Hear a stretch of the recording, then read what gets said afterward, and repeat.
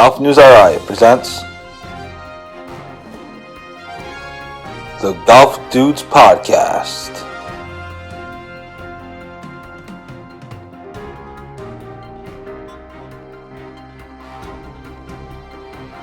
Here are the dudes.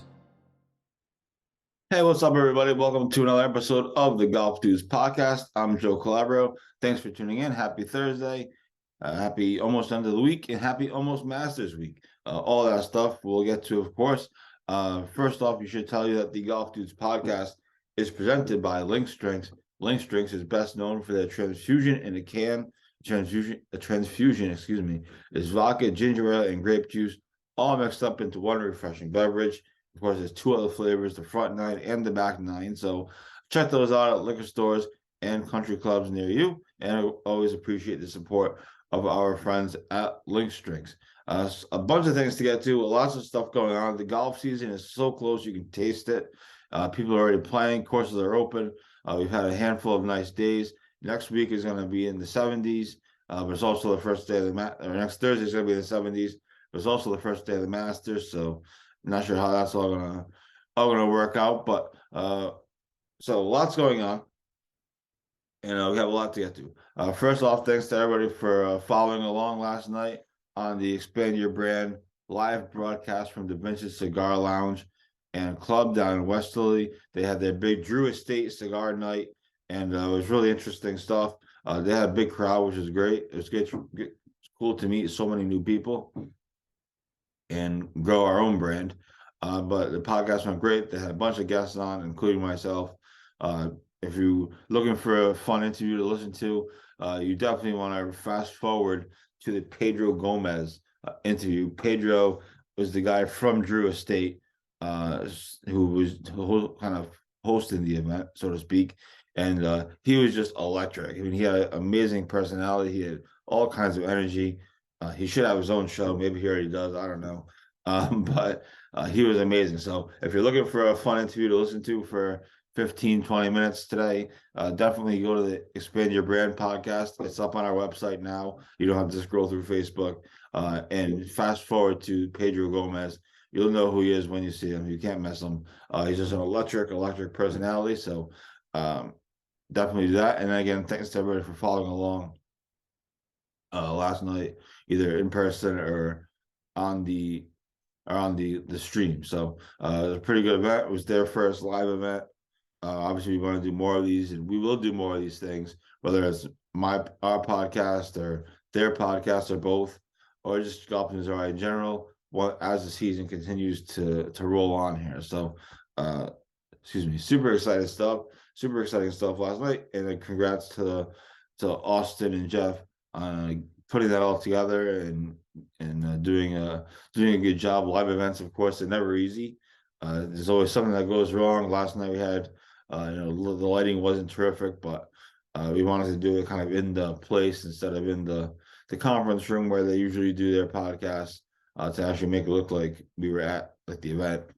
So live events, they never go perfect. There's always something wrong, but it's always fun to do. So congrats to Austin and Jeff on the success of last night. I was there to offer moral support, and that was about it. So that's last night. A couple of things, big stories that we're following. As we posted today, the drive, chip, and putt at Augusta National is on Sunday. One of the great events in golf, and certainly in junior golf. And we have another Rhode Islander in the field, Hazel Hegstrom. I'm hoping I pronounced their last name correctly. I apologize in advance. But she's playing in the girls 7 to 9 year old division. She's a fourth grader at the Wheeler School, and her home course is Wannamoysin. Not a bad home course. So check her out on Sunday morning at the drive, chip, and putt at Augusta National. And at this point, it's almost becoming routine, kind of routine for a Rhode Islander to be in these drive, chip, and putt finals. I mean, we've had obviously Patrick Welch was the first one, and he won it. We've had AJ Colonna a year or two ago, and he's been trying to get back there since then.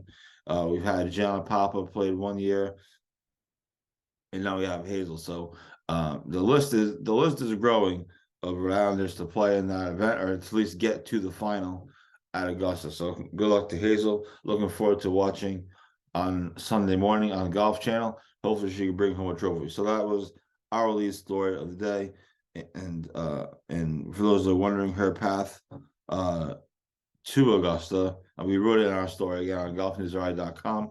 But her path to Augusta was, of course, the local qualifier at Buttonhole, and then sub-regional at LeBaron Hills, which is in Massachusetts, and then the regional qualifier at TPC Boston. So again, congrats to her, and we're looking forward to watching the event and covering the event on Sunday down at and of course that be kicks off Masters Week. It's always a great thing. So that was the lead story of the day. A new thing that we just launched this past week, was Will Dickson's journal. We're following Will Dickson through kind of his pro golf journey this season. We did one episode, quote unquote. I mean, it's not really an episode because it's written, but I'm not sure what else to call them. And we'll have another one coming up soon. Obviously, had a heartbreaking tournament this week, as we reported.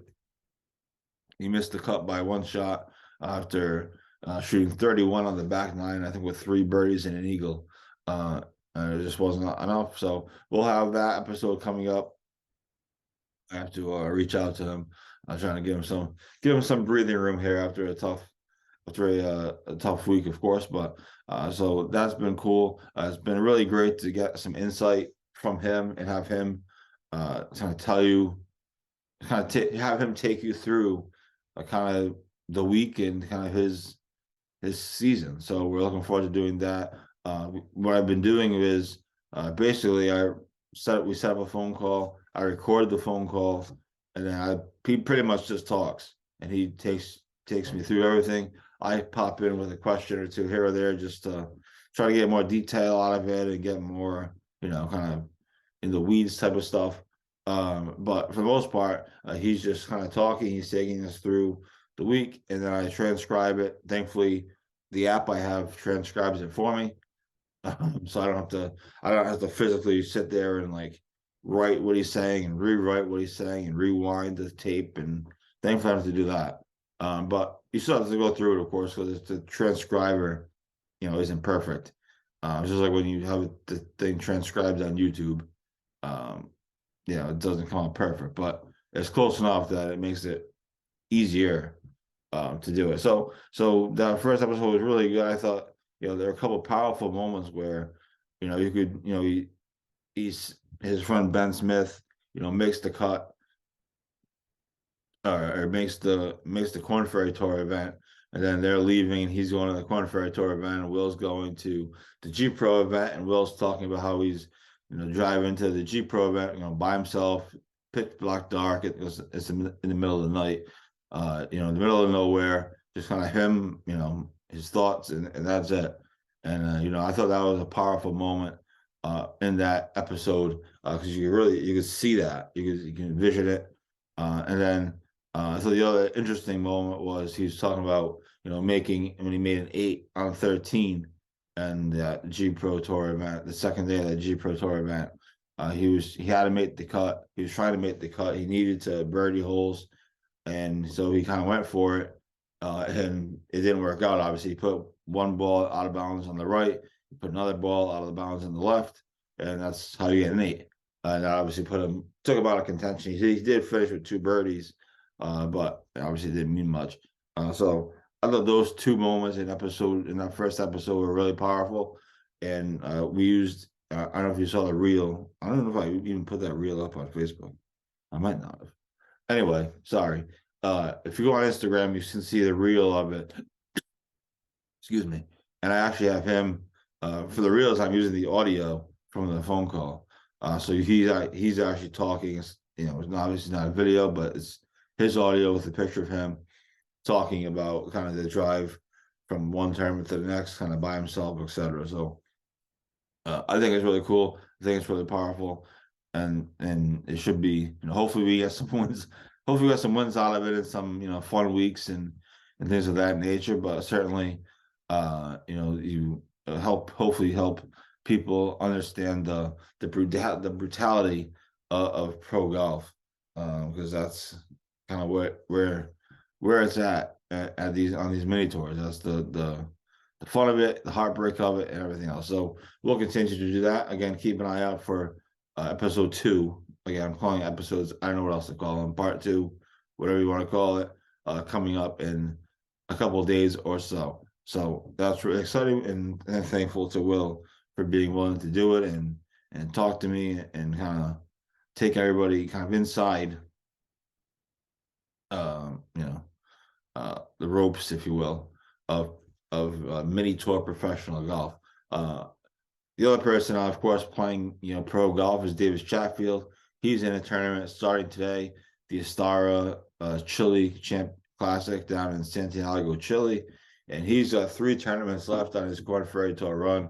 He needs, at this point, he needs to make a big run starting this week to get inside the reshuffle. As of right now, he's outside of the Korn Ferry Tour reshuffle. They reshuffle after 8 tournaments, or after every 4 tournaments, but he had the exemption.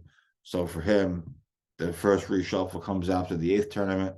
So he has 3 tournaments left, including this week, to try to play well and get inside that reshuffle. Right now, he's ranked 108th on the points list, which is just not going to get it done. So hopefully he plays better and started this week. I mean, he's made the cut.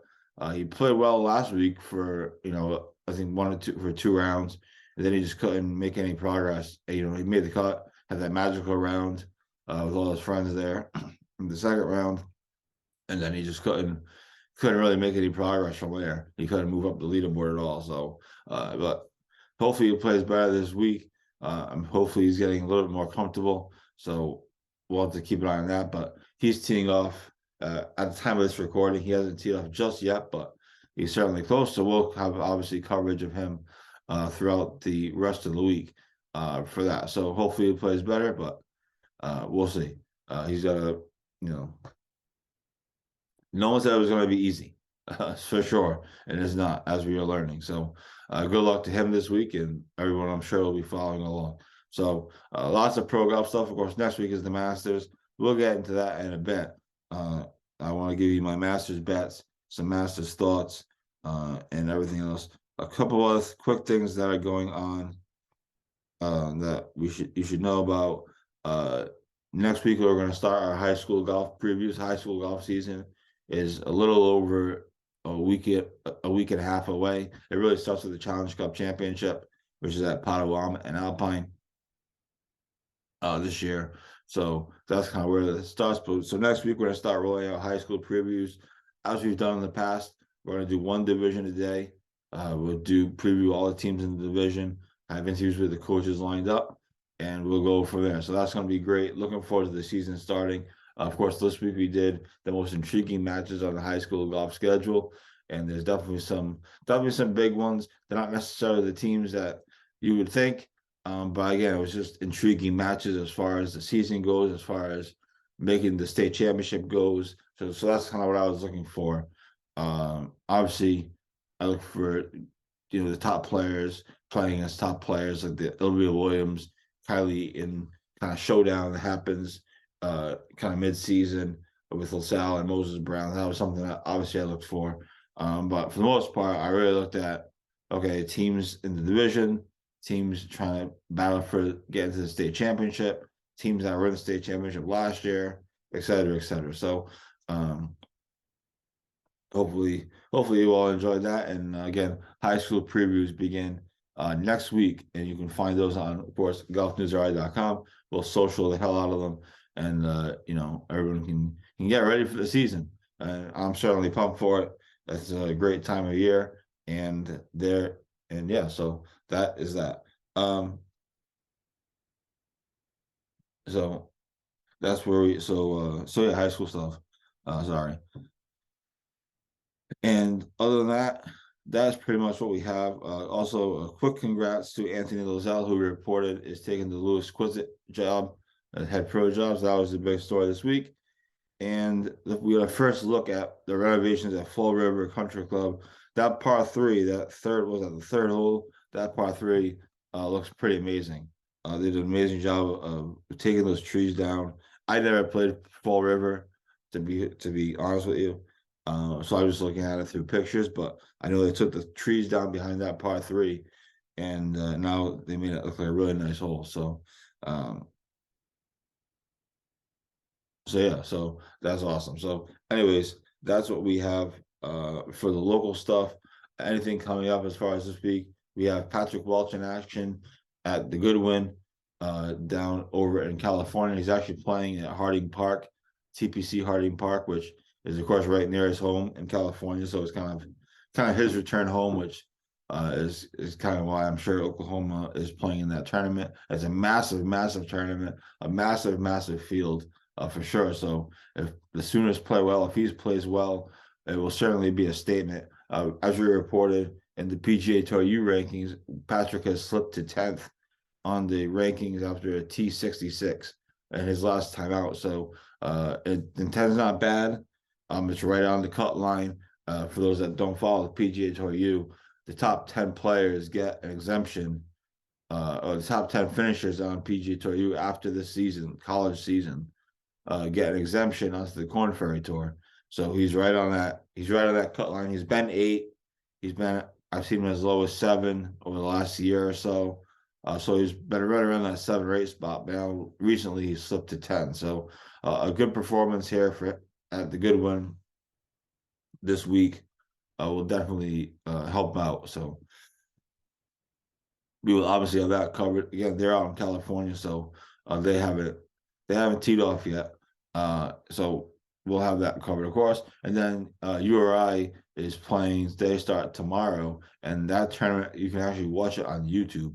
And so we'll post the link. I don't know what it is off the top of my head, but I know Rody Golf posted it. So we'll post the link. Perhaps we'll embed the live feed into our website if you want to watch URI Golf. They're coming off a big win, and they'll look to continue to build some momentum. Like I said, I've been high on Rody Golf all season, so I'm just going to continue to be, and that's where we're at. So college golf stuff is underway. High school golf is coming. We have a couple guys in the pros, and a lot more going on as well. So that's what we have coming up. Or that's what we're watching for the week. That's what we had for the week. And next week, of course, is the best week of all weeks. It's the best week in sports.